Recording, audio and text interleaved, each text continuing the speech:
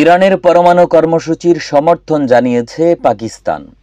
৩ August ইরানের president Masoud পেজেকশিয়ানের সঙ্গে সাক্ষাতের পর পাকিস্তানের প্রধানমন্ত্রী শাহবাজ শরীফ জানান, ইরানের শান্তিপূর্ণ পরমাণু কর্মসূচিতে পূর্ণ সমর্থন রয়েছে পাকিস্তানে।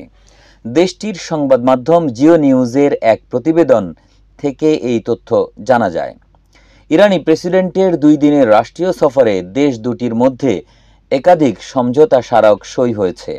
এছাড়া বার্ষিক বাণিজ্য $৮ বিলিয়ন উন্নীত করার লক্ষ্যমাত্রা ঠিক করেছে দেশ দুটি। এর আগে শনিবার ২ আগস্ট ইসলামাবাদে পাকিস্তানের প্রতিরক্ষামন্ত্রী খাজা আসিফ ও ইরানি প্রতিরক্ষামন্ত্রী আজিজ নাসেরজাদে বিভিন্ন বিষয়ে আলোচনা করে। পাকিস্তানের উপপ্রধানমন্ত্রী ও পররাষ্ট্রমন্ত্রী ইসহাক দারের সঙ্গে বৈঠক করেন ইরানি পররাষ্ট্রমন্ত্রী আব্বাস আরাগচি।